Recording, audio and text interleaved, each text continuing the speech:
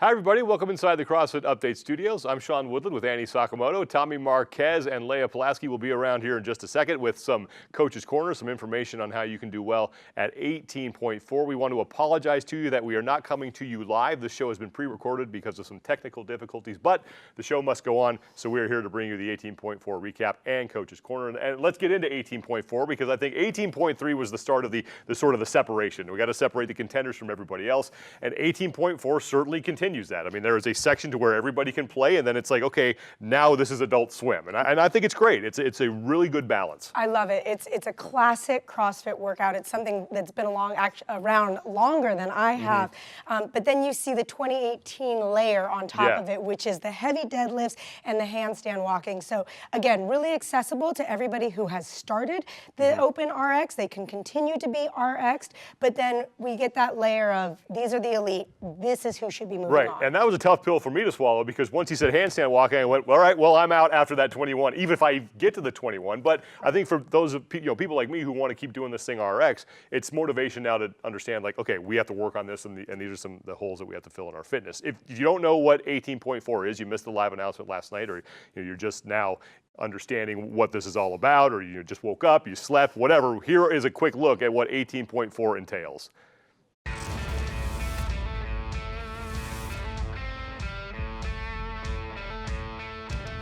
CrossFit Games Open Workout 18.4 is Diane, which is 21, 15, and 9 repetitions for time of a deadlift and handstand push-ups. Diane is immediately followed by 21, 15, and 9 reps of a heavier deadlift with a 50-foot handstand walk after each set. There is a 9-minute time cap on this workout. Your time will be your score. If you do not finish the workout, then the total number of repetitions completed before the 9-minute cap will be your score.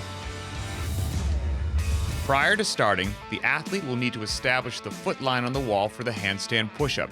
The athlete will stand with his or her back to the wall on the same surface the hands will be on, with the feet no wider than hip width and the heels touching the wall. A line will need to be drawn on the wall, marking the height of the top of the athlete's head. Next, measure the distance from the athlete's elbow to the middle knuckle while he or she makes a fist with a straight wrist. Take half of this measurement and add it to the head height line on the wall. This will be the height of your target line for the handstand push-ups. Once the height of the target line is established, mark it with a marker, chalk, or tape.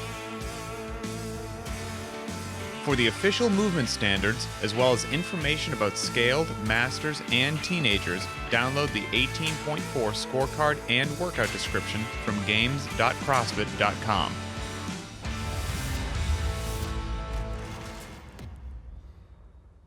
So there you have it, and for the first time in the Open, there is handstand walking, and this is pretty indicative of where the sport is going. I mean, things are getting tougher every year. People are getting more talented. And because we put it in the Open, we are going to get the right people into regionals. Definitely. You know, for the average CrossFitter and even the above average CrossFitter, handstand walking might not be in our repertoire yet. Right. Nope. But if you're somebody that is striving to go to regionals and of course the games, you better be able to handstand walk at this point. It's been in the game since 2011. It's been in regionals since 2013.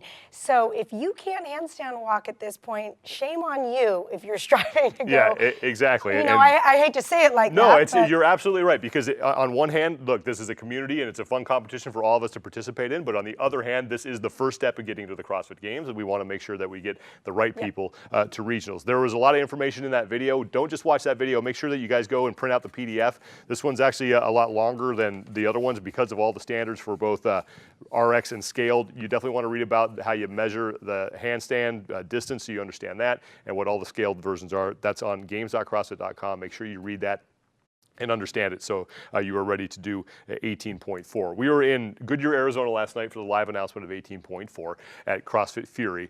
And Greg Glassman has been really passionate about CrossFit health, and not only fitness, but now mixing that with getting people just healthier overall. And if you watched last night, you saw a good example of how that's all coming together. And now it's coming together in a physical space. That Goodyear Performance Center. I mean, this is clearly the next step of where CrossFit as a fitness regimen is going. Right. I remember when we started in 2004. I knew I was a part of a fitness revolution, but what we're seeing now is that we are a part of a health revolution. Yeah. We're looking at this more holistically, right? We're looking at biomarkers, we're looking at nutrition, we're looking at overall quality of life, not just being able to lift heavy weights and run really fast. Look at the size of the population we're touching just by the open, and that doesn't even go for all the other people in the gym that aren't registered for the open. So to see a more holistic approach and what we're able to do and who we're going to be able to reach now is awesome. And I love the fact that if you watched that last night, he was speaking to doctors and physical therapists. And I'm sure you've had it in your gym, and I've experienced as well, where people come in and they say, well, my doctor tells me I shouldn't squat, or my doctor tells me it's bad for me, or this, and you just go into this apoplectic rage. And now Greg is doing a really good job of getting those perceptions out. Definitely, and we're actually having a lot more physical therapists, a lot more doctors walk into our gym and say, thank you for what you're doing. Yeah. You are helping to revolutionize the way people are looking at, again, not just fitness, but health in general. Right. Well, the announcement was the main order of business last night, and like we have in the past, we had two local athletes take on 18.4 before we turn things over to the Games athletes, Ryan Roberts and Jen Lord. Both Masters athletes. Ryan actually did this thing RX. Jen did it at scaled. And Ryan, man, that guy impressed the hell out of me in the first part of that workout. To have a sub-6-minute Diane with a new handstand push-up standard that he wasn't used to at 48 years old, I mean, that is just beyond amazing. Yeah, it was incredible. That was the coolest thing to watch last night. And Jen did a great job, too. Definitely. And seeing the bear crawl as a handstand walking option, as a scaled option, was fantastic. It seems so benign, but after everything else, that bear crawl is really hard. Those things are not fun. And we were having that discussion last night. Pat even mentioned this, that if you decide to do this thing scaled, you might be in for a tougher time than you would if you were just doing it RX, because you're probably going to end up doing a lot more work. And like you said, bear crawls are not easy at that point after all that work. I totally agree. And they've actually put a standard on that bear crawl as well. So it's not going to be easy. No. Well, we turned things over after both Ryan and Jen were done to the Games athletes, Scott Panchik and Bjorkman Carl Gudmundsson, two men who finished right next to each other on the overall leaderboard at the 2017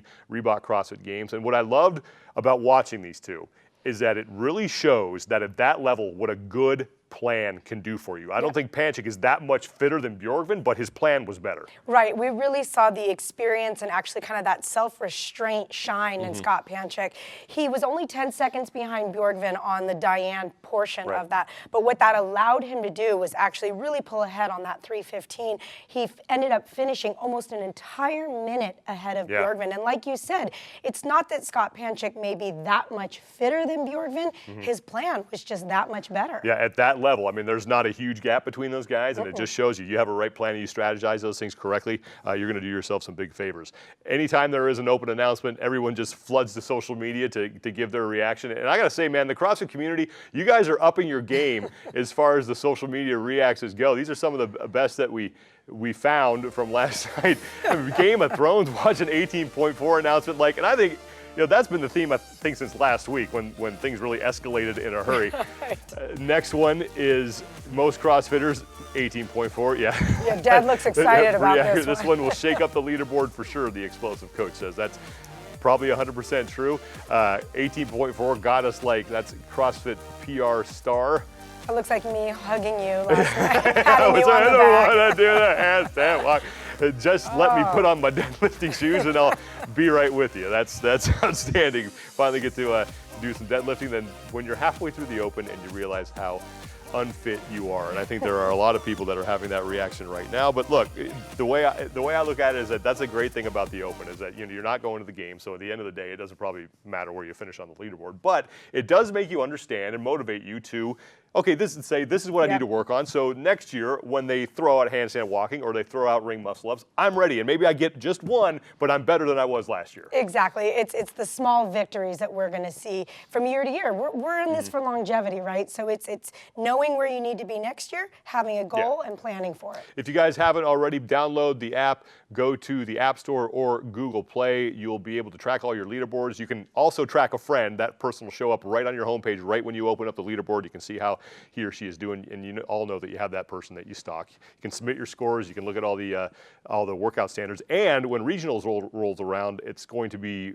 helpful so you can follow all the action that's going on at the 9 different regionals. A lot of you have questions and want to know, how can I do the best that I can possibly do in 18.4? Here to answer those questions for you are Tommy Marquez and Leah Polaski with Coach's Corner. Back again with Coach's Corner for 18.4. Tommy Marquez here alongside seminar staff flow master Leah Polaski, bringing you guys the good tips and tricks for your workout this week. And Leah, before we dive into this workout, there's a ton to chew on. What are some things you think people should focus on as they're kind of getting warmed up for this? Yeah, 18.4 looks so fun. We see Diane followed by a heavy deadlift, followed by handstand walking. There's a whole bunch of stuff here. I'm thinking there's a lot of pulling and pushing going on. So when you guys are getting ready for this workout, thinking about warming up your pull and your push. We've got a lower body pull with the deadlift. So making sure the hamstrings are ready to roll is going to be really important. You could do that by doing some hip extensions, some good mornings, and of course warming up the deadlift itself. Then we also have some handstand push-ups. So we've got some upper body pressing happening. So really opening up the shoulder, that could be by hanging on a pull-up bar or doing some light dumbbell presses, and also warming up if you're going scaled with the hand release push-ups, warming up the press in the sagittal plane will get you ready to go for 18.4. In addition to that, that bar for the second set of deadlifts, my goodness, that thing looks heavy. We saw last night in the open announcement, Ryan did an amazing job just getting to that bar, but you want to make sure that you've warmed up that deadlift and that the first time that you are pulling that thing off the ground is not in the workout itself. So spend some time working up to a heavier deadlift. And so we've got some new skills and some new standards involved here. I'm guessing this is something we should all practice well ahead of time before we get to the workout. Totally. So getting no reps is no fun. So making sure that you've practiced these new skills that we're seeing in the workout. So making sure your handstand walk is prepped. Making sure your handstand push-up is prepped. We see last night them employing this new handstand push-up standard and ensuring that you've made sure that your heels are getting over that tape when you actually get into the workout. So spend time in warm-up making sure that you're good to go before the clock starts rolling. And so now we're nice and ready for the workout. We're all primed and ready to go. Diane is up first, something most CrossFitters are familiar with, but it doesn't mean you can just kind of go into this willy-nilly without a plan. No, absolutely. So you need to have kind of a game plan or a strategy going into 18.4. So Diane is first, but we want you guys as athletes to set a goal. Your goal might be something like, hey, I just want to try to finish Diane. Or it might be like, hey, I want to just get some of those heavy deadlifts or some of the handstand walks. So set a goal. And then talk to your coach if you need to and have a good strategy to allow you to try to achieve that goal. So something that we could think about with regards to strategy could be that you break the deadlifts up a little bit faster than you would in a normal Diane. We see Scott Panchik doing that last night in the announcement. He'd do like 5 reps, quickly drop the bar and pick it back up. Same on the heavy deadlifts. He broke those up just to save himself for the other work that is to come. And a strategy buster, I'm sure, is piling up some no reps with handstand push-ups. Totally. Once they're gone, they're gone. So Yeah. you're going to have to kind of manage that pretty carefully. Absolutely. On any of these movements, going to failure, not a good idea. So what we want you guys to think about as you get into the workout is try to avoid no reps. So stop yourself a little bit sooner than maybe you need to on the handstand push-ups or on the push-ups themselves. We saw the athletes last night getting no rep as they fatigued, both on the handstand push-ups with the heels and worming on the push-up itself. If that happens to you, no big deal. Be like BKG, just kick right back up and nail that last rep before you move along. I wish we could all be like BKG, right? Yeah, I wouldn't wish. mind taking some of his fitness. But Leah, thanks so much for your tips as always. I know I'm hitting this a little bit later today, so it's going to be helpful. You guys should too. And before you hit the workout, be sure to go online and check the PDF. Make sure you have all the standards and everything for the workout that you need before you tackle it. Would hate for one of you guys to do it and realize you did something wrong and force yourself to do a redo for this workout. But that's going to do it for us here at Coach's Corner. Best of luck in 18.4. We'll see you guys next week. Thank you, Tommy and Leah. And again, we apologize for not coming to you live. We've had some technical difficulties that have prevented that, but hopefully you guys are getting all the information you need. And remember, it is one thing to get a score. It is another thing to then log that score on the website. Don't pull a Sherwood and do a great job on 18.3 and then just let time get away from you and then not submit your score. Remember, your scores have to be in Monday, 5 p.m. Pacific time, and the app can help you take care of that. If you haven't downloaded it, do it now. Go to the App Store or Google Play. You can log your scores right there on the app. You can track a friend, and you can keep track of all the leaderboards in every division. Let's talk about leaderboards because we are in a competition right now through 3 weeks. This is now week 4, and we will start on the men's side where this thing ain't even close right now. Matt Fraser doing what he does, just crushing everybody. He is the only guy beneath 100 points. Alex Vigneault is the closest man to him, and he's about 300 points back. And he's the only guy who's in the 300s. George Sterner sits in 3rd. Some new names up there. We talked about them last night. Guys like Willie George, Jean-Simon Wall-Lemaire, Alexander Caron, Patrick Vellner's a guy you recognize, and then Logan Collins has been to the games as well. A lot tighter over on the women's side, and that's where Cara Saunders, formerly Cara Webb, is your overall leader, but not by much. Just 2 points separate her from Cassidy Lance McWhorter. Carolyn Prevost is in 3rd place. More on her in just a second, but then a lot of familiar names here. Former champions, Camille LeBlanc-Bazinet, Annie Thorisdottir, and Catherine Davidsdottir, all inside the top 10. But let's talk about Carolyn Prevost because she's someone who caught her eye early on, and she's now hung around through 3 weeks, which makes you legit. And the more I find out about this girl, the more I want to see her not only at regionals but at the games. Definitely. She's made it to regionals plenty of times. She's in the East Regional, so a notoriously tough women's region, but never able to qualify to the games. Right now, it is looking like she is set to qualify. And think about her background here, right? She was a hockey national champion, the Badgers, I think it was. Yep, Wisconsin. Yep. So we know she's tough. She plays for the Toronto Furies of the WCHL up there. I mean, look, I've played hockey before, and I'm bigger than her. I've never had that much torque on a slap shot in my life. That's unbelievable. I knew that picture would excite you. But this is what excites me. First of all, I never want to be her judge, nor her opponent. Look at this speed. It looks like this thing's in fast forward right now. So we know she's got a little bit of quick twitch muscle. Oh, man.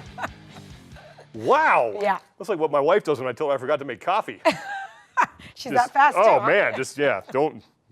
Don't mess with the coffee. But yeah, Carolyn Prevost looks legit, man. I really want to see her at the games, and we love finding out about these new people. That's one of the best things about the Open is these new names show up and they get their due. One of the things that we have going on right now is the battle for the fittest in going on around countries around the world. Remember, you might not be able to go to regionals or the games, but you can still be one of the fittest people in your country. Good race going on between a couple of guys who have games aspirations in Australia. Dean Linder-Layton is currently your leader down there with a total of 68 points, and Brandon Swan is right behind him. Swan has been to the games, and Dean Linder-Layton is a guy who has the potential to get there. Right. Dean Linder has, in 2015 and 2017, finished in the top 10, but has not yet qualified. And then Brandon Swan, he hasn't been back to the games since 2014. He was there 2012, 2013, 2014, and hasn't been able to make it back from some injuries and some other mishaps. It would be really fun to see either one or both of these guys qualify for the games. Yeah, Swan's a great character, man. He the year he was at the games in 2014, we do the interviews sometimes before with the athletes, and I asked him, what do you do in your free time? And he looked at me with a straight face. He goes, "I'm Batman." I went, "Awesome! You are now one of my favorite people." And he's a good character. We miss seeing him at the games. Yeah, and a fighter. Yeah, absolutely. On the women's side, there's a really good race going on in South Africa. Celeste Maritz is the leader with 11 points. She is 7 points up on Dinah Swift. And these are two women who have regional experience but have yet to get themselves into the game. Right, and Celeste has never had a regional individual appearance. So again, who knows, maybe we'll see a team appearance, but we could see a regional appearance. They are both in the Meridian region, which is a notoriously tough region to be a female competitor, individual competitor at, but it would be great to see either of these ladies qualify for the regionals. Yeah, that's one of the great things now about the Open and about the way that the lines are being drawn is that there is now an opportunity for more women from Africa, South Africa to get into the CrossFit Games. Saw it with Jason Smith last year on the men's side. So yeah, definitely like seeing the diversity of athletes, not only at regionals, but at the CrossFit Games. You can follow all these battles on the app.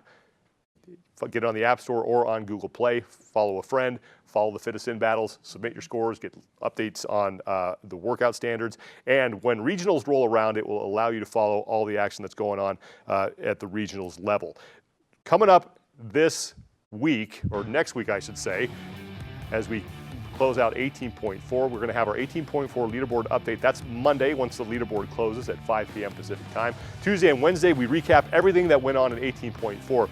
Thursday, inside the leaderboard, and then that night, 5 p.m. Pacific time on Thursday, is the grand finale, 18.5, live from Reykjavik, and then Friday we recap that and have Coach's Corner, and this is going to be a fantastic matchup to watch. Catherine Davidsdottir, Annie Thorisdottir, and Sarah Sigmundsdottir on their soil in front of their fans from Reykjavik, Iceland, 5 p.m. Pacific time. You can watch it on Facebook or on games.crossfit.com. And of course, tonight it is row versus Boz, as we will have two local athletes standing in, I should say, for Boz, who is still nursing that back injury. Boz will be on hand, so we'll be able to get an update from him on that, but you can watch it live, 6:30 p.m. Pacific time here on Facebook. And the two local athletes are Chad and Kristen Arteries. And if you guys have been following some of the content that we've put out on the journal or any of our YouTube stuff, you may have heard of these two. I mean, they have a great story.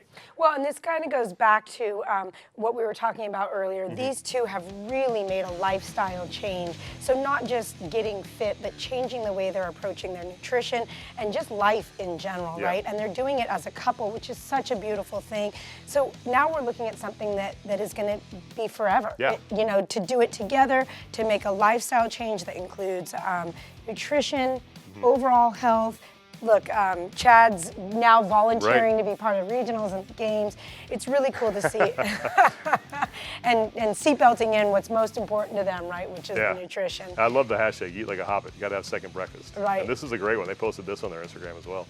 Every time you eat or drink, you're either feeding disease or fighting it. It's bad that I want everything on the left. It is bad. I gotta adjust that. And but, it may be preventing the handstand walking. Yeah, okay, that's a sore subject. But yeah, also the lack of practice is probably doing that too, and the fact that I just don't want to do it. But I will. I'm going to practice that this year. That's my promise to you. That The not pizza eating? both. Okay. Yes. All right, guys. Remember, if you haven't already, and you're going to attack 18.4, make sure that you check out the PDF. A lot of standards, a lot of things you need to keep in mind, especially with the handstand push-up and the new way that you measure the height for that, and also all the scaled options. That's on games.crossfit.com, and you can print that out and make sure that you know everything you need to know before you do 18.4. Well, that is going to do it for us for today. Again, we apologize that we were not able to come to you live because of some technical difficulties that we're having here. But remember, we will be live tonight for row versus Boz. For Leah Polaski and Tommy Marquez, Annie Sakamoto, I'm Sean Woodland. Good luck with 18.4, guys.